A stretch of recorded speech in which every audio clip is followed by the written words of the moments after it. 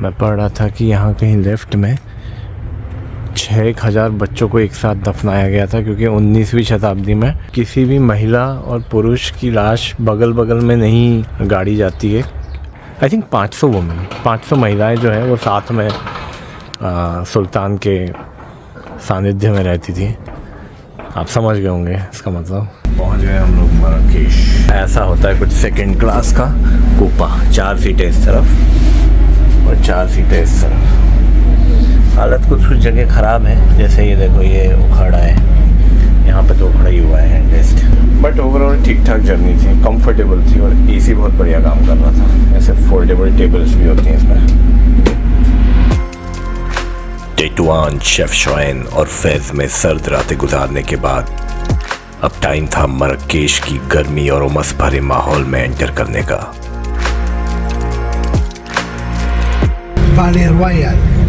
Royal palace, मस्जिद,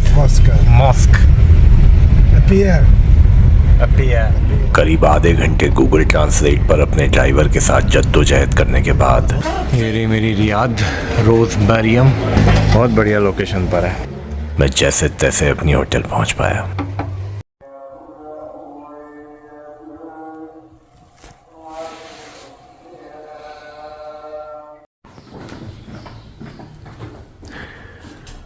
good morning friends. आज का दिन है 10 नवंबर, संडे है आज, और कल भी मैं लगभग रात को 8:30-9 बजे मराकेश में अपनी इस रियाद में पहुंचा। तो सोने के अलावा और कुछ ऑप्शन बचा नहीं था और कुछ टाइम था नहीं। अब मैं यहाँ से चेकआउट कर रहा हूँ। थोड़ी सी मराकेश में जो आसपास की जो चीज़ें देख सकता हूँ वो देखूँगा, जो मदीना एरिया में है। उसके बाद 3 बजे मेरी बस है सुपरा टूर्स ट्रैवल की, बोमाल डी डाडिस की। घबराइए मत, ये नाम सुन के मैंने भी बहुत टाइम में सीखा है, इट्स ए फ्रेंच नेम। ये जो जगह है यहाँ से जस्ट थोड़े से पास में ही मेरी ट्रैक स्टार्ट होगी जेबल सागरो माउंटेन्स के लिए। मेरे जो गाइड हैं वो वहीं के रहने वाले हैं। वहाँ से आज रात को मैं उनके घर पर ही रुकूंगा, थोड़ी बहुत उनसे बातचीत करूँगा, समझूंगा कि ट्रैक में क्या दिक्कतें हैं, क्या चैलेंजेस हो सकते हैं। मैं बहुत ज़्यादा तैयारी से नहीं आया हुआ, इनफैक्ट मेरे पास स्लीपिंग बैग भी नहीं है। I hope it's going to be a life changing adventure for me, क्योंकि मैंने ऐसा पहले कभी नहीं किया है। खाने पीने का कोई टेंशन नहीं है, क्योंकि साथ में कुक और एक म्यूल जो है वो साथ में रहेंगे मेरा सामान ढोने के लिए और कुक खाना बनाने के लिए। तो देखते हैं, वहीं का लोकल अमाजिक बर्बर कुलिनरी टेस्ट का खाना खाएंगे। कि यहाँ पर जो बस के रूट्स हैं और बस सर्विसेज जो हैं और ट्रेन सर्विसेज जो है, अगर दोनों को मिला लिया जाए तो पूरे मोरक्को को आप बहुत आसानी से घूम सकते हो। बस सर्विसेज बहुत सस्ती हैं कंपेयर टू टैक्सीज़। तो प्राइवेट टैक्सी लेना तो एक तरह से बेवकूफ़ी है। इवन इफ़ आप शेयर टैक्सी भी लोगे तो भी वो काफ़ी महंगी पड़ेगी एक शहर से दूसरे शहर जाने में, वरना 100 से 150 दिरहाम के बीच आप 400-500 किलोमीटर का डिस्टेंस कवर कर सकते हो बड़ी आसानी से बस से या ट्रेन से। जितना मुझे अभी तक पता चला, यहाँ की सारी बसें तो सारी ट्रेन जो है पूरी तरह एयर कंडीशनड होती है। ट्रेन का कोई एक डब्बा भी नहीं है जो एयर कंडीशन ना हो। साफ़ रहती हैं ट्रेन्स, इवन टॉयलेट्स भी साफ़ रहते हैं।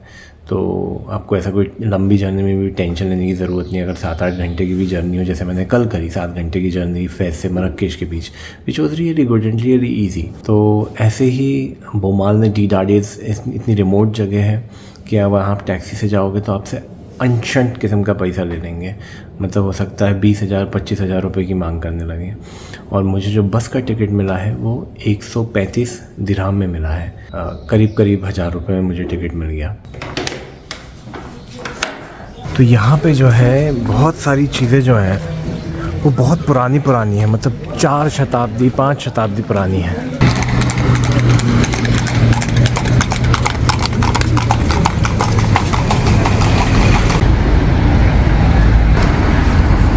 पानी खरीदना था, प्यास लगी थी बहुत जम के।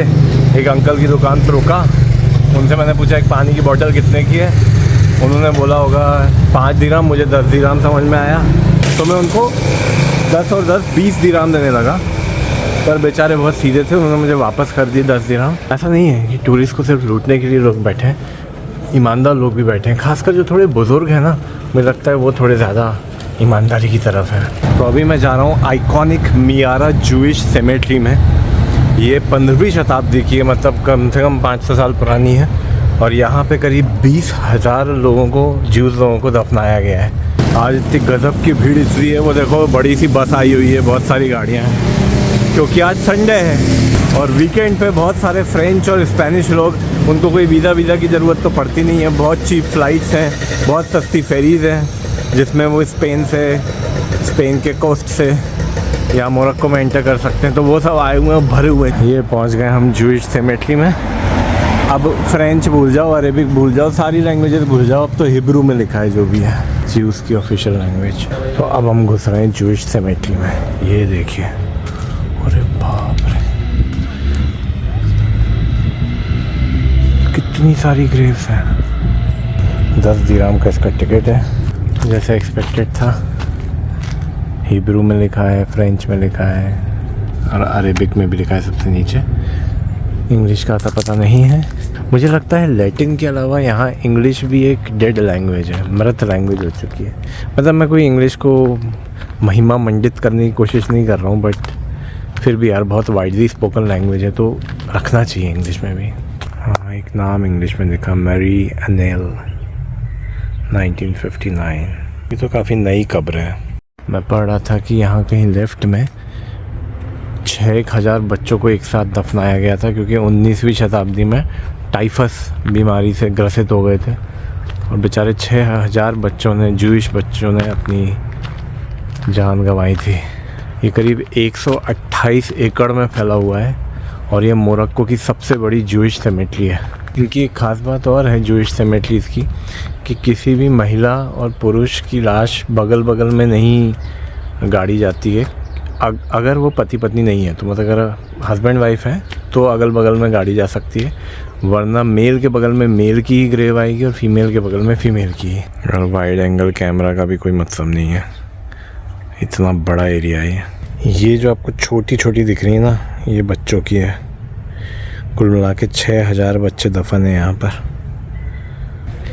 ये तो बहुत ही छोटे छोटे बच्चों की रही होगी, नवजात शिशुओं की। आई थिंक गल्फ़ के कंट्रीज़ के जो लोग हैं वो अक्सर मोरक्को को मोरक्को नहीं मरक्केश ही बोलते हैं। वो मरक्केश नाम से ही जानते हैं, बड़ी अजीब सी चीज़ है। मोरक्को का नाम मोरक्को जो है वो एक्चुअली मरक्केश शहर की वजह से पड़ा। मतलब मरक्केश शहर सबसे पहले आया, फिर स्पेनिश लोगों से बोला नहीं गया मरक्केश, तो उन्होंने मोरक्को ऐसे करके कुछ बोलना चालू किया उनको, तो उससे उसका नाम धीरे धीरे मोरक्को कंट्री का पड़ गया।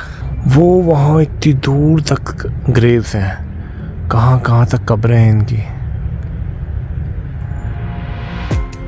ये विचार रोंगटे खड़े कर देता है कि जीवन खत्म होने के बाद मैं कहाँ ठिकाने लगूंगा, इसका मुझे कोई आइडिया नहीं। किसी और की मौत को अनुभव करने का मौका मुझे सिर्फ जीते जी ही मिल सकता है, एज ए टूरिस्ट। एक नजरिए से देखा जाए तो हम सब इस धरती पर एज टूरिस्ट ही तो आए हैं।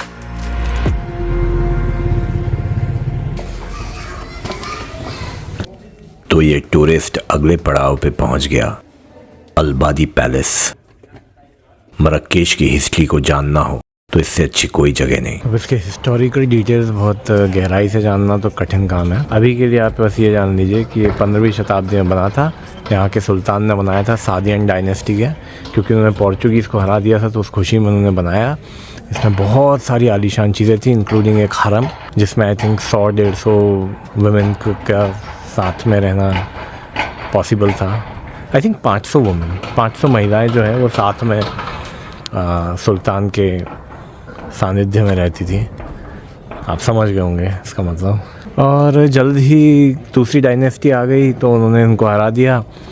यहाँ से तोड़ ताड़ के पूरा ट्रेजर वगैरह जो है, पत्थर, कीमती पत्थर जो इटली से मंगाए थे, दूसरी जगहों से मंगाए थे, उनको लेकर वो चले गए और मैकनीस को कैपिटल बना दिया।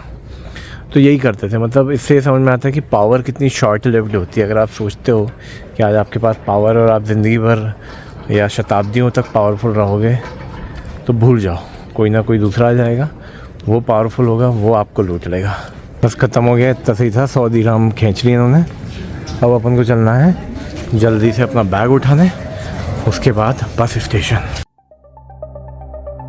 500 रानियों के हरम के इस अंत के बाद मैं इतना दुखी हो गया कि मैंने मरक्केश छोड़ दिया और चल पड़ा साधु संतों की तरह जबेल की तरफ। अरेबिक भाषा में जबेल का मतलब होता है एक पहाड़। साउथ एटलस माउंटेन रेंज के पास।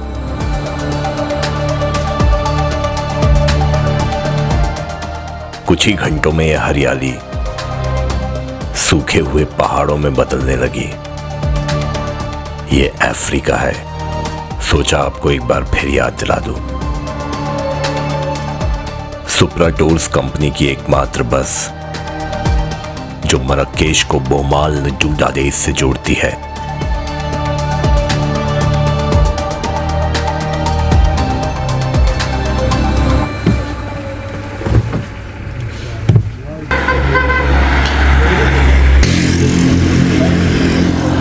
यार अभी से ना ठंड लगना चालू हो गई है, मतलब पहाड़ों की फीलिंग आना चालू हो गई है। हम जिस जगह पे रुके हैं वो ऐसी कोई सी छोटी सी जगह है, बट यहाँ पर रेस्टोरेंट्स काफ़ी सारे हैं, बहुत सारी बसेस रुकती होंगी, वो कमीशन वाला सिस्टम होगा। और ज़ज़ाट से अभी हम थोड़ा दूर हैं। और ज़ज़ाट के और आगे जाके है जो बोमाल नाम की जगह है जहाँ पर मुझे जाना है। आज रात को मेरे गाइड भाई साहब वहीं पे मेरा वेट कर रहे होंगे। फ़िलहाल मैंने एक चाय ऑर्डर करी है। आप देख रहे हो पूरा जो केतली है वो भर कर देते हैं, वो एकदम टॉप तक। बस में रास्ते में कई लोग पूछते रहे कि भाई आखिर बोमाल में क्या करने जा रहे हो। तो बोमाल से शुरू होना था मेरा ट्रैक जबेल सहारो के लिए। जबेल तो हम जानते ही हैं, उसका मतलब है पहाड़। सायरू का मतलब होता है ड्राई, यानी कि सूखा, एकदम सूखा।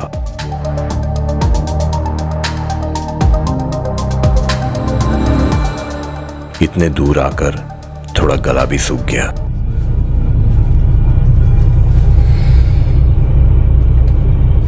बस करीब आधे घंटे का रास्ता और बचा है। करीब मान लो 25-30 किलोमीटर। हिली एरिया है तो उतनी स्पीड से नहीं चल पाती है। काफ़ी लंबा सफ़र है और ये काफ़ी रिमोट एरिया है एक्चुअली।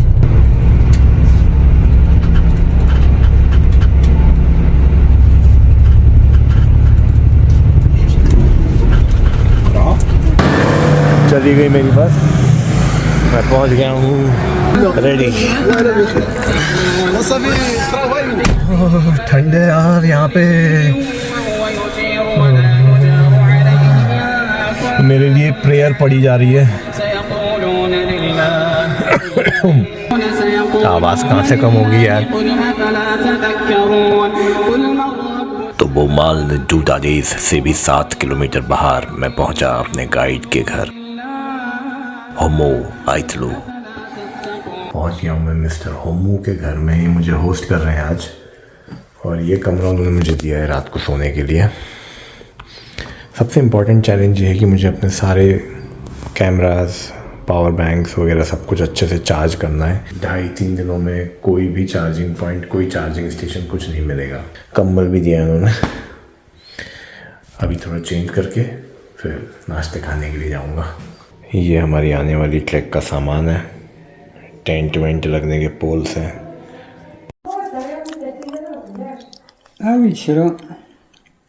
तो अब पहली बार ताजीन को मैं वैसे खा रहा हूँ जैसे खाना चाहिए। ब्रेड को रखो सीधे टेबल पर, ऐसे पकड़ो और सीधे खाओ। फोर्क और चम्मच का कोई उपयोग मत करो। So these are local pomegranates. They grow here or they come from? There are from here and there are other in the market coming somewhere. Yeah. And what do you usually eat every day? Tajin is every day? Tajin, couscous and Couscous, yeah. some meals too. Yeah. Fish sometimes. I ate couscous at Chef Shoin. तो आज जो है मैंने पहली बार Moroccan खाना Indian style में खाया है। ब्रेड को ये लोग ऐसे ही उस पर रख देते हैं टेबल पर, कोई प्लेट व्लेट जैसा कोई सिस्टम नहीं है। अब मुझे जल्दी से सोना है क्योंकि मैं कल रात को ढंग से सोया नहीं था। बगल में बहुत म्यूज़िक बज रहा था मरक्केश में।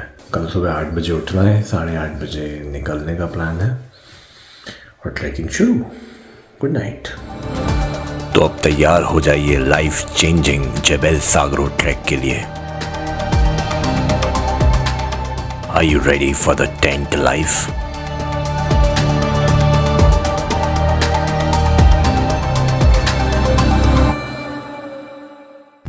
ये आवाज़ सुन रहे हो?